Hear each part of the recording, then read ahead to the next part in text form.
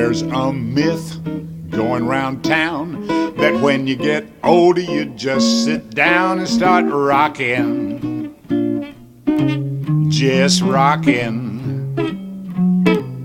In a way that's true, if you know what I mean. Just take a look at the senior scene. Well, it's rocking. Yeah, it's rocking. Here today to kind of talk about how you might be and assist people as they're moving around in the community, whether it's helping them with a device that they may use, how to walk with them if they're using a device. If they're not using a device, how you can offer some support that's also safe for you in the offering.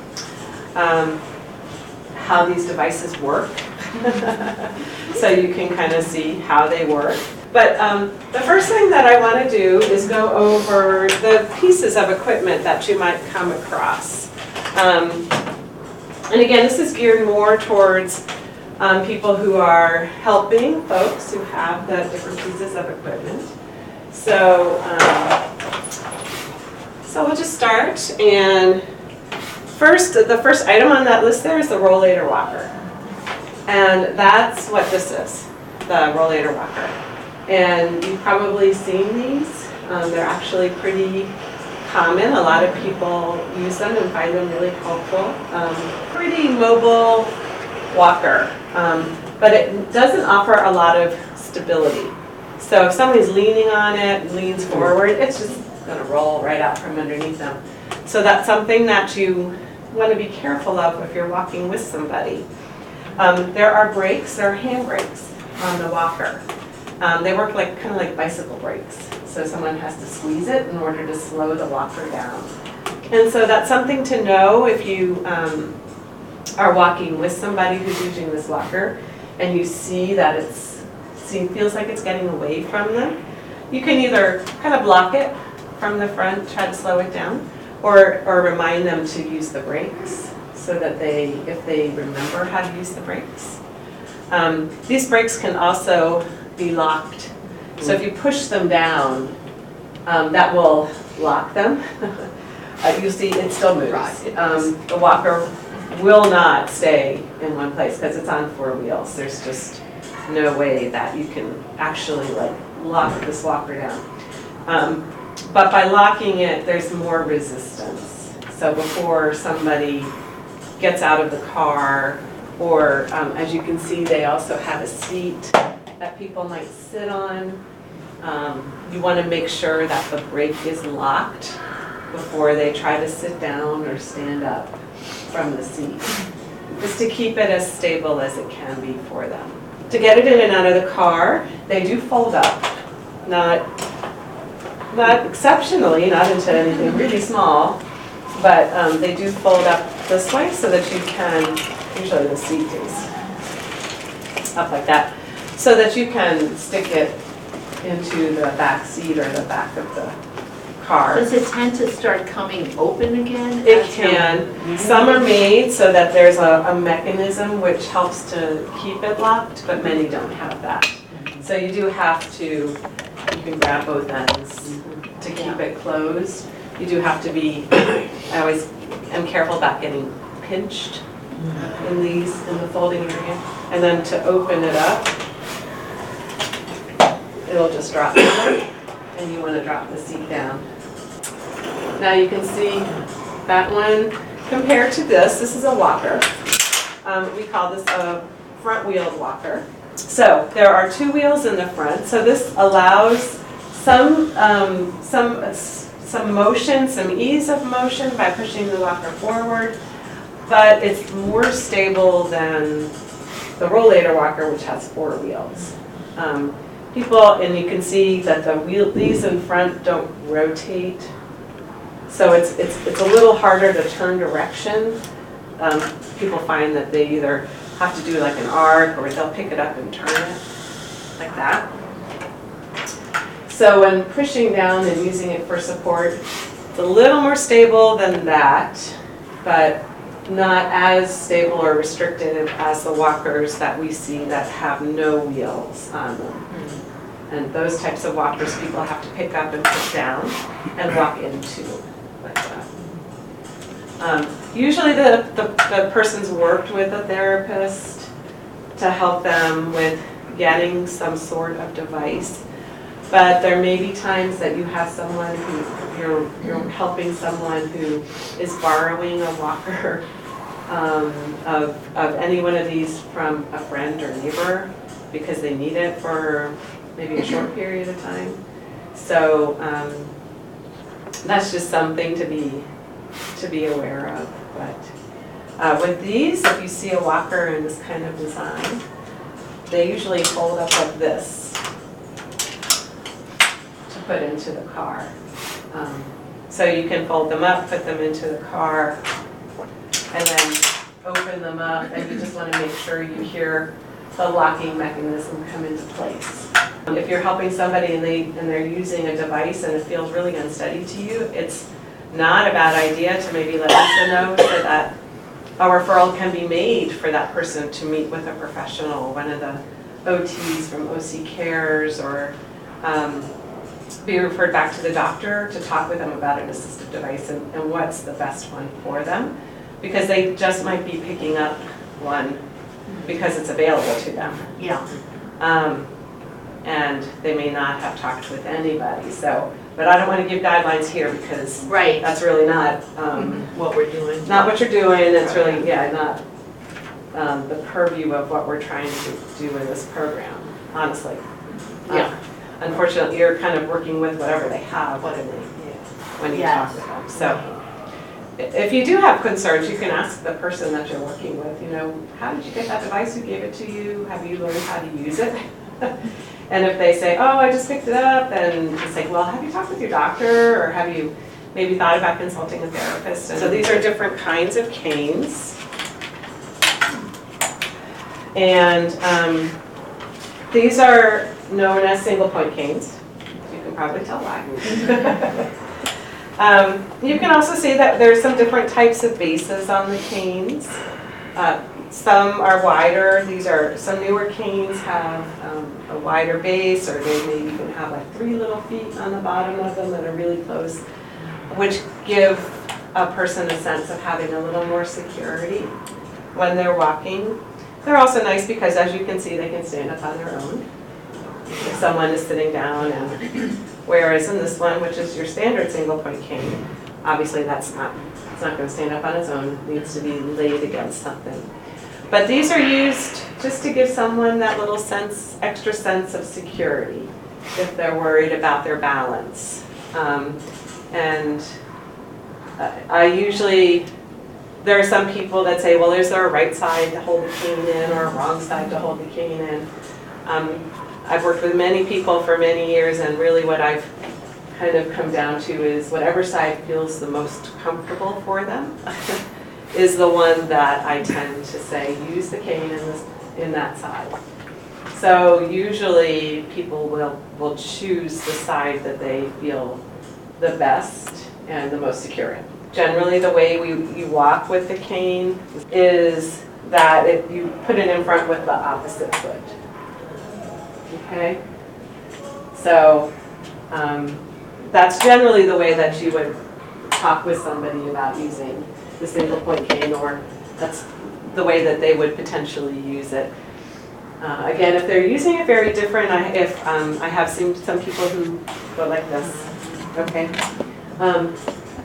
A lot of people who do that, that's a habit they've formed, and the leg that they're trying to support is the same leg that's on the cane. And I wouldn't change what they're doing, because that's how they've learned to balance, that's how they've learned to use it. And again, as far as you coming and kind of being there to help them, you just want to be there to support them, not try to change what they're doing.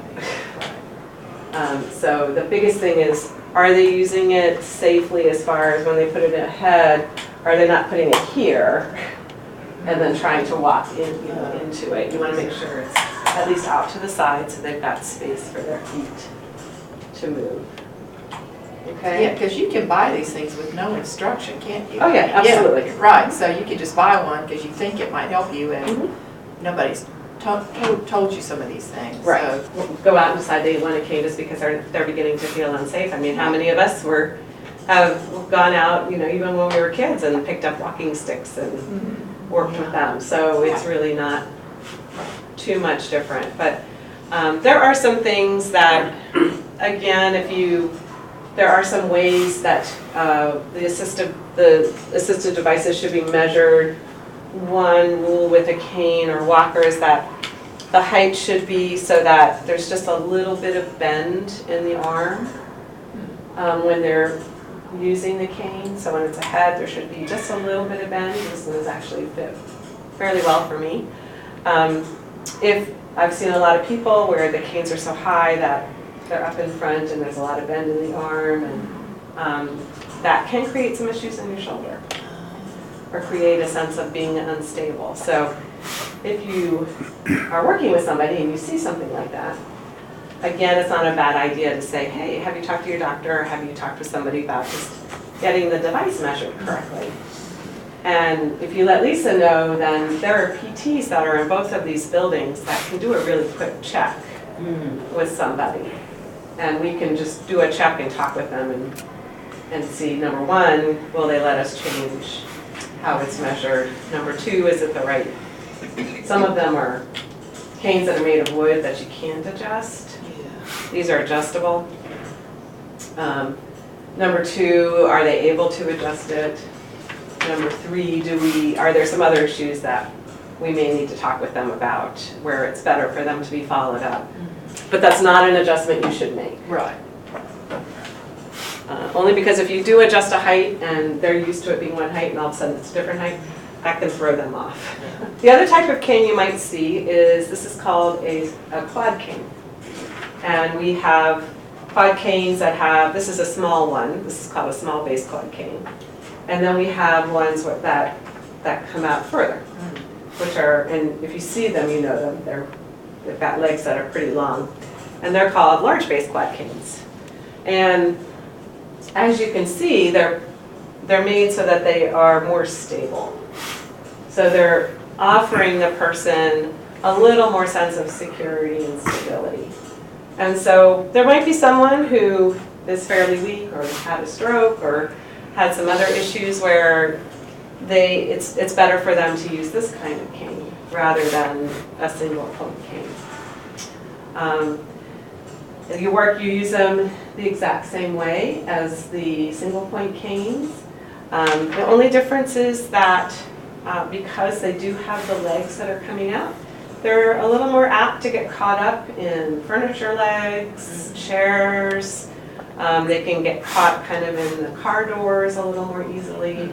So it's just something to be aware of as far as avoiding obstacles and getting. So you see there's one side that's flatter, and then one that sticks out a little bit more. That side that sticks out should be on the outside and not in towards the person. So if you see somebody and they're walking like this, then you're right, this is adjustable and it can be flipped around so that it's set the right way. So you don't have to have a prescription to get these, obviously, right? No, you do tend to get prescriptions for the walkers and wheelchairs because they're more expensive and people want Medicare or their insurance companies to help pay for them. And you need the prescription in order to do that. So, but no, anybody can go to a medical supply store or Walmart or and get any of the types of walkers and wheelchairs. The next section is talking about how you would guard somebody when they're walking. So if you've got someone, especially maybe with a cane, not necessarily initially with the walkers, but if you're walking with somebody and they've got a cane or they're not using any type of device and you're walking next to them, how is it most comfortable and safest for you to walk with them? So can you tell me, for those that have done it, how do you normally walk with people that might be a little unsteady? Well, I've gotten somebody to let me hold their hand or let them put their hand on my elbow. Sure. Okay. Kind of next to you, holding. Yeah, Okay. right. Okay. All right. So for this one, I'm gonna ask for a volunteer. Okay, so stand next to me here. So what you might do, what some people say is I'll either hold hands this way, right? Or have you hold like that, right? Okay. So these are not bad ways to do it. The only problem is if the person starts going down, what ends up happening to you? That's right. You got over with them. Right. You have no control really on how to stop them, right? So a better way to do this is a different handhold, number one. And this is actually, I was at a Alzheimer's meeting over the weekend, and this handhold is actually one that's recommended for people who have dementias as well, because it's it's a better feeling, more friendly handhold for them, and they respond to it better than trying to grab their hand to walk with them this way. So first thing to do is you lay one palm on top of the other and then interlace thumbs like that. And so by that way, if they need to push down into your hand, they can do that. And if you notice, I'm crossing my body. So I'm using the side opposite hers to offer her that hand. So if she needs to push down for a little support, you know, you've got your strong biceps there. You can offer some sense of security for that, okay? And then the other is you walk a little behind. This allows you to get a little behind. It looks awkward. It does take a little getting used to. Yeah. You should try it while you're here. Yeah. It is different. Okay. But you're walking a little behind, and then you have the ability to have your arm behind them if you need to. So if they start to fall, so go ahead and stumble again. I can step in. You've got a hand here.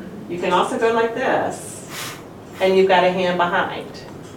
So your body is in a better position to be able to try to soften the potential fall. You can also, if somebody has a gait belt on them, or if they have a belt around their pants, you can also be kind of holding loosely into that. As long as you ask them. As long as you've asked them, that's right. This is walking with people with canes, or without, you would not do it with a walker. We'll do something different with a walker. But if you're walking with somebody and they don't have any type of device, and you're worried, you just sense, oh, they're a little unstable.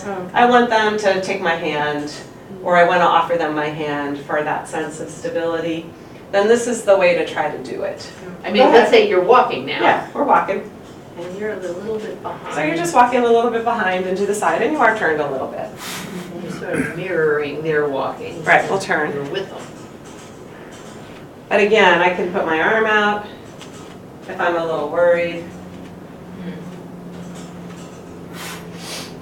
There we go. All right. In that grip, you can even kind of rub their palm a little bit, which is a calming sensation for somebody who has some signs of dementia and maybe anxious. Another volunteer, please. So if you are working with someone who is using a walker, so go ahead and use a walker. Okay, there we go. All right, and so again, where I want to be is kind of to the side and behind a little bit when you're walking with them. You don't want to be up here talking back or looking back, because if you are and something happens, what happens? They're behind you. Yeah. You can't do anything about it.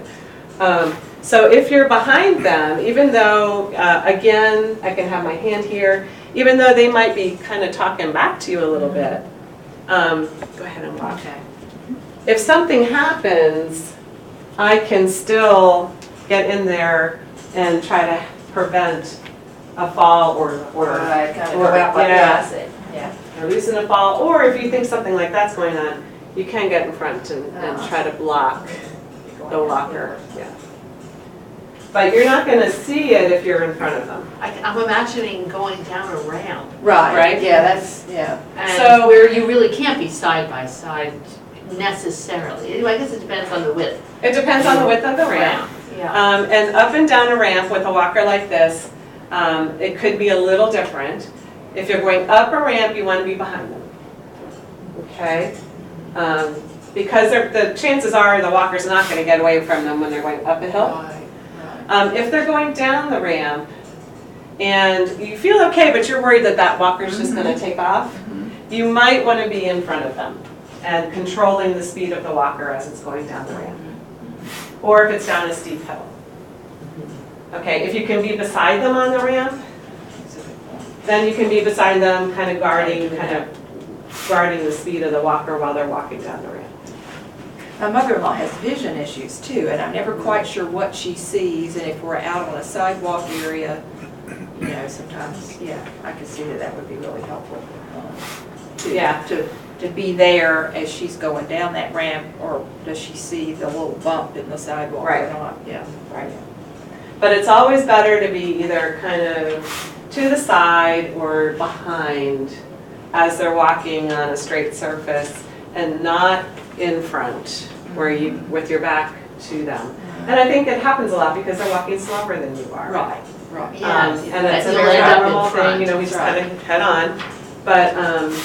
But we have to be, you know, if you want to be there to make sure that something doesn't happen or you catch something before it happens, then it's better to just slow your walking a little bit and kind of be right next to her. So if you're helping someone up or down the stairs, either with, if they're using a device, or if they're using a walker, or if they have a stair rail.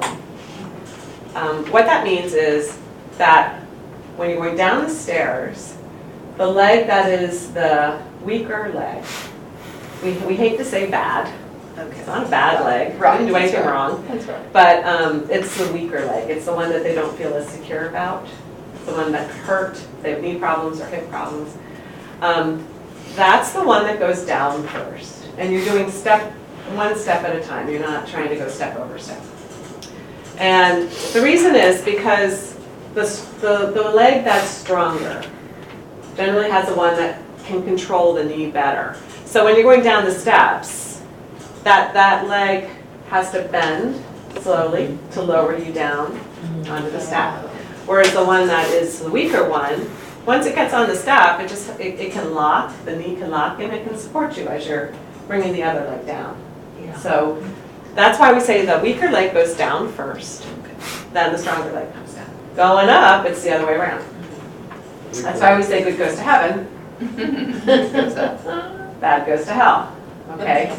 So going up, your better leg, the one that you feel stronger, more confident about, goes up the step first. Because it's the one that's got to pull you up the step, right?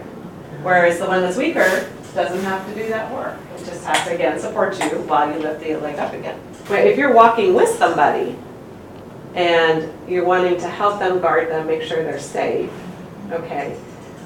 When they are going up the step, where do you want to be?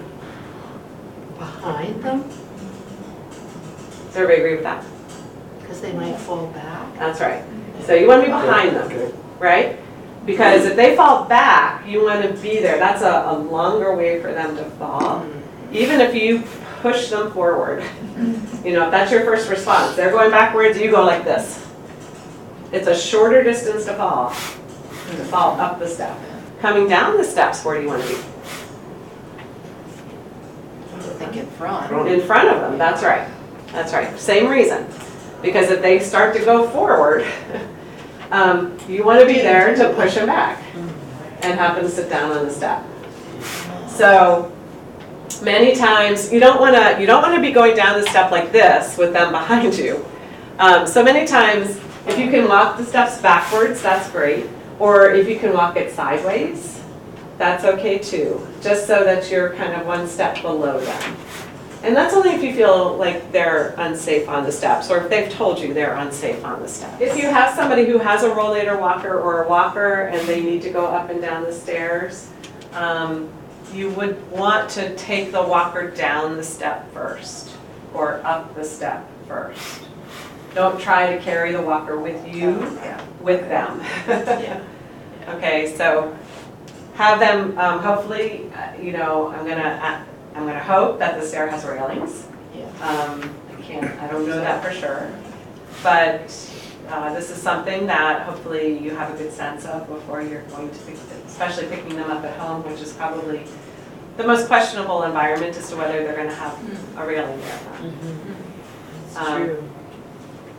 But ideally, they have a railing they can hold on to while you're taking the walker down the stairs.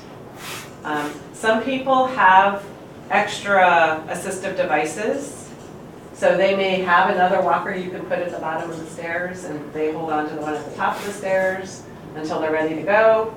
They leave the walker at the top of the stairs, they go down their stairs, and then they pick up the walker at the bottom. But I know Lisa does home, they do some home assessments to get a sense of. Yes, but it's really making me realize that when I do a home assessment, to pay extra attention to those steps. How they're or getting in to and out that of the house, ramp. to the cars. Yes, exactly, which I could do more of, so, and then be able to put it in words for the driver. Absolutely. Yeah. It's helping somebody get up from a chair. So if they're sitting somewhere, they need help getting up from the chair. All right, so I'm going to have you all do an experiment with me. Put stuff down on the floor. Put everything down on the floor. Okay, so sit all the way back in your chair. All right, and then try, without using your hands at first, I want you to try to get up from the chair. No, okay. All right, sit down again. All the way back from the chair, try to stand up. All right, good. Now I want you to scoot forward in the chair so that you're sitting on the edge of the chair. Then try to stand up. And then down. Did one seem easier than the other? Yeah, towards the front. Yeah. When you're sitting towards the front of the chair, right. That's definitely easier. And the reason is because your bottom is starting closer to getting over your feet. So if you're all the way back here, That's true. see how far your bottom has to travel to get Yeah. over your feet, which will then push it up, right? Yeah. Right. But if you're sitting forward in the chair, the distance is a lot less. And I don't care who you are, I don't care how much you weigh. Doesn't matter. Our backsides are still the heaviest part of who we are. So you have to get your backside over your feet in order to push yourself up, to stand, and to balance. Yeah. Okay? So when you're talking with somebody about helping them to stand up, you want them to do the same thing because you don't want to be trying to pull somebody up from sitting way back in the chair. Right? Now, my understanding from Lisa is that this is not something you would be needing to do a lot of as far as As a volunteer driver. as a volunteer driver, as far as pulling somebody up from a chair, okay? But just to be helpful for them, if you do find that there's somebody that's having some trouble getting up from the chair, first thing is to try to get them to scoot forward in the chair, okay? So that they're not coming from as far back. It's just easier for them to stand up. Obviously using the armrest of the chair to push with their arms when they're standing up. One thing that you don't want to do, if someone has a walker that they used to walk with, and you're getting ready to help them, they're getting ready to stand up, and there are armrests on the chair, you don't want them to do this. And the reason is that if they use this walker to help them stand, it's just going to pull up. It's not cemented to the floor, right? So if they use it at all, it really doesn't provide much help for them. So you want them to use the armrest of the chair to push up. Okay, if you do feel like you want to provide some help for somebody as far as getting them out of the chair, one thing you do not want to do is to pull on their arm like this. Yeah. Our shoulders are fragile. They are. So Yes, we they are. don't want people to do that. So if you need to help somebody, you can, with their permission, you can grab them by the bottom, their pants, the top of their pants. You can also kind of grab them or help them support them under their shoulder blades back here. So go ahead and push forward, and you can give them a little boost as far as boosting through their shoulders to help them get up. Cars. Yeah, so getting in and out of the car, we're gonna make a little car here. All right. So driver's seat, passenger seat here. A couple things to remember as far as getting in and out of the car. So, first thing, do you want them in the front seat or the passenger seat, the second row? I would think front would be, the doors usually wider. That's right, right. So we're going in the front seat, front passenger seat, right? All right, and the way to set it up for somebody to get it in, to get them in and out of the car, first thing to remember is to move your seat all the way back so they have as much leg room as possible, right? Okay. So the second thing, someone's walking up to the car, what's the first thing you do when you get in the car? When you open the door and you're getting ready to sit down, what's the first thing you do? Stick your leg in. That's right, you Yeah. stick your leg in like this. Yeah. Right? Everybody, that's the way I do it. That's the way everybody gets in and out. Yeah. For someone that you're helping, if you're not sure about their security, what we try to encourage is that you've got the open door, they come up to the door, that they turn, and then sit down into the car with both feet still outside the car. Yeah. And then pull your feet in. And then adjust into the car seat.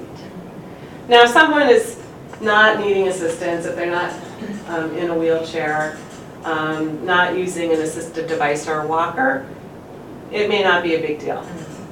But if they are using that device, if they are in that wheelchair, then you definitely want to help them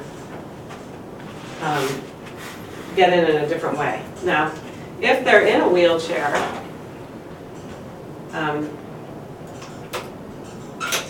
these are all things that can come off. The wheelchair legs can come off. Like that.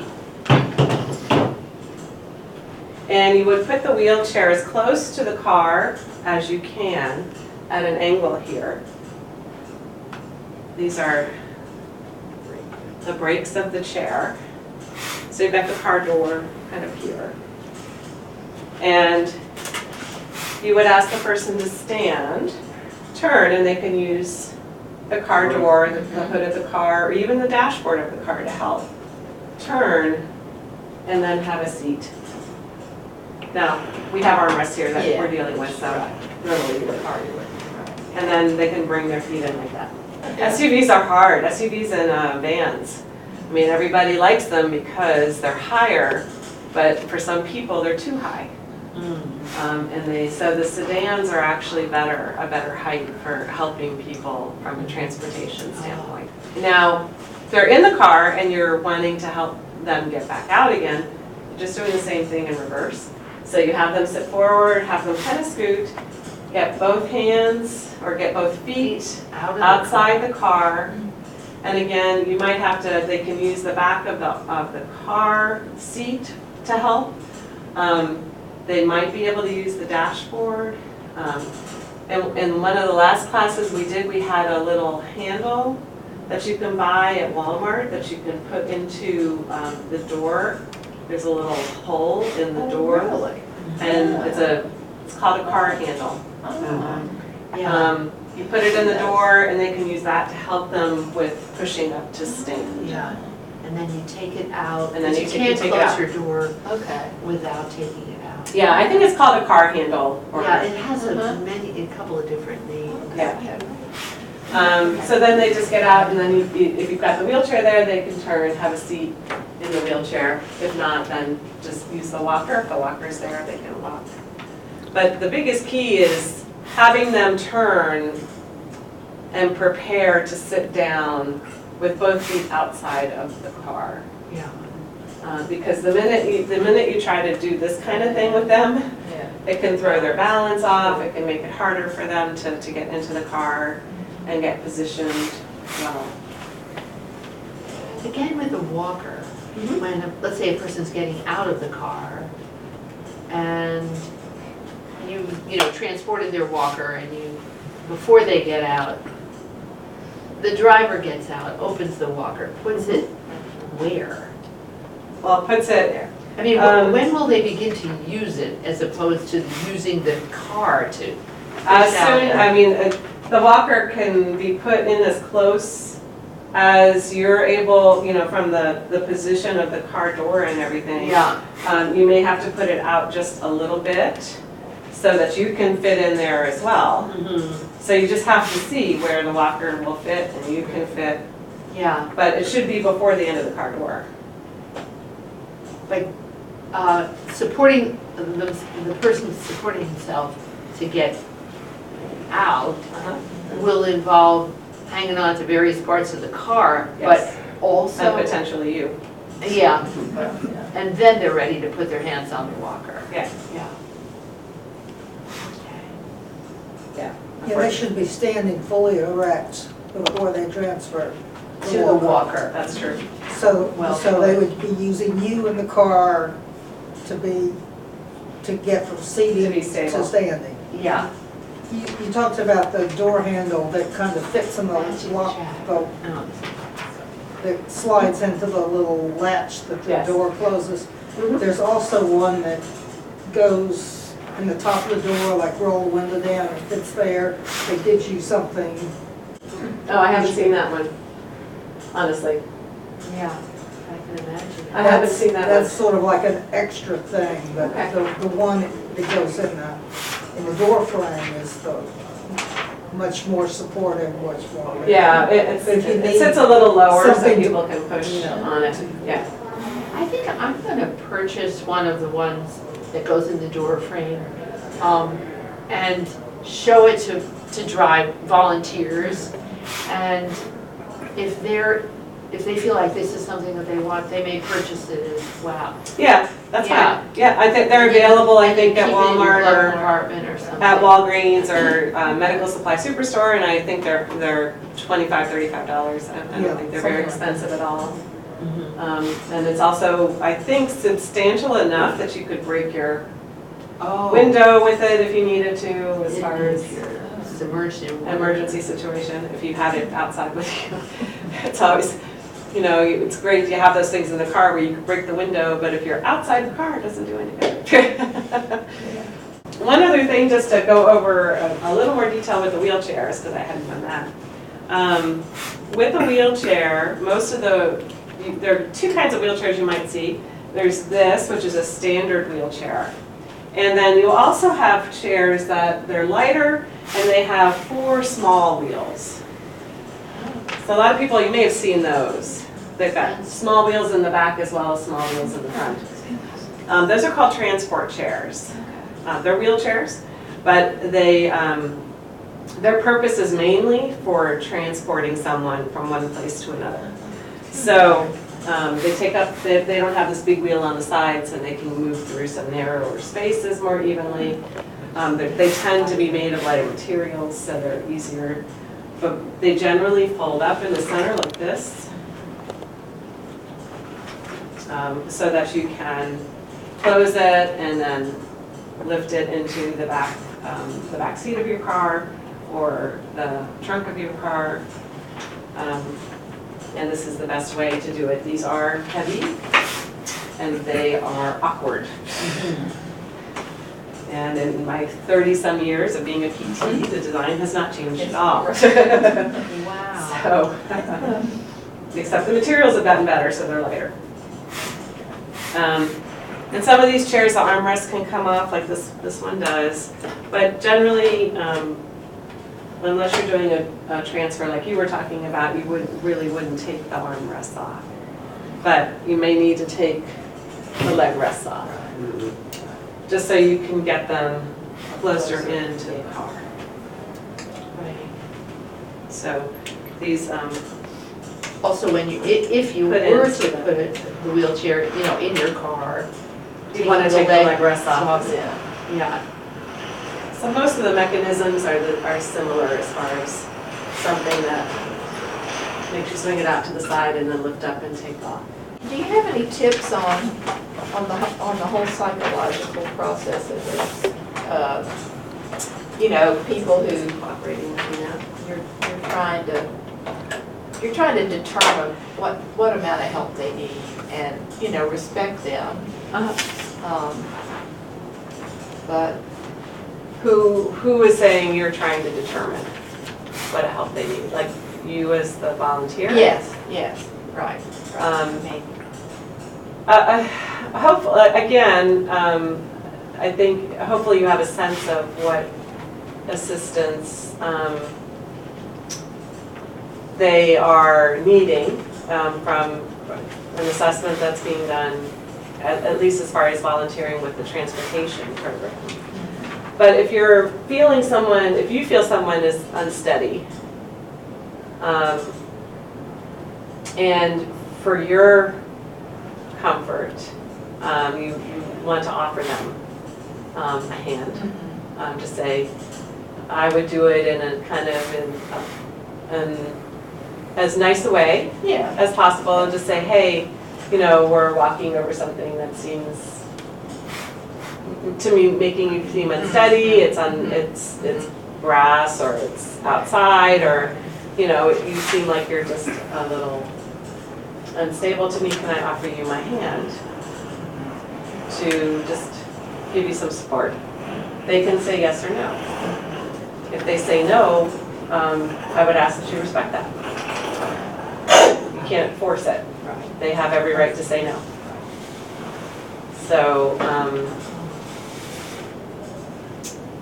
you know, I think that's something that we all have to kind of feel comfortable with. Is there's some people that person's judgment. yeah. Right. Whenever you want to offer assistance, you have to you do need to ask for permission. But you can say, well, you know, if they want to say, oh, I'm going to see you, I want to talk to you, and it's like, and you feel like, well, I'm just going to stand a little behind you, but I'm going to be here. I'll be kind of in your line of sight, and but I need to be here just to make sure that everything is safe. And I think some of the people that I've been with or helped who seem the least stable are people not using any device at all. They're not using a cane, they're not using a walker, they're walking slowly. And then there's me, you know. And so I'm just, that's not really an answer to your question, but I'm just trying to recall situations where I needed to find out more what they would like as far as assistance goes. Yeah. But you know, you want to think about it. And if it was you, what would you? How would you want somebody to approach you? That's true.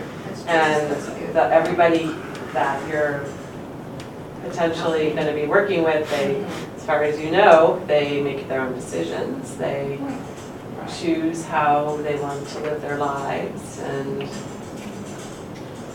if there's anybody you feel really uncomfortable with, that was somebody I would definitely come and talk with Lisa about, and see if there's a way to talk with that person about, well, if you are going to accept help from us, this is what we really need to do to make sure you're safe. Right. I guess I'm also thinking about friends who, Sure. you know, we've been friends, but now this person is needing a little help and just how to. But what you're saying is very practical. It's just upfront, you know. I want to help you if you need that. Right. Right. But If you accept it. That's right. That's right. Yep. Okay. That's right. So thank you. That's helpful. Sure. Sure, definitely. You know, and then they can always encourage them. There are screening events that have been offered through the senior centers. There are Balance. yeah, there. If you're worried about balance, that you can ask if they've talked with their doctor, if they've had a fall, if they've let their doctor know that they've had a fall, because that can help them kind of start getting some access to some information and resources that they may not have been thinking about. Right. Right. Yeah. You can say, yeah, if they've come to the senior center, hey, there are PTs at the senior center. Have you ever talked with one of them? You know, just even informally, just to get a conversation started. You're helping someone and they actually Fall? fall or whatever. I would call 911. I would not try to assist them up unless they feel okay and are trying to kind of get up on their own.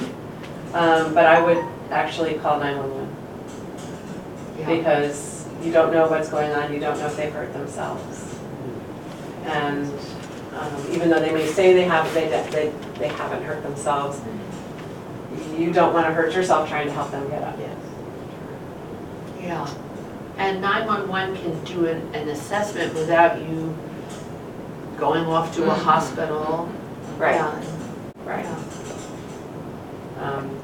So it's, you know, if it happens, that's at least if you're doing something as far as working with the transportation program, that's what I would recommend is. Yeah, that is fine. And even if you're helping somebody at home and that happens, I would still say, you know, ask them quickly, you know, does something hurt? Are you able to move? Then if they're okay and they're able to get up, then you can help them with that. If they don't know how to get up, then I would still call 911.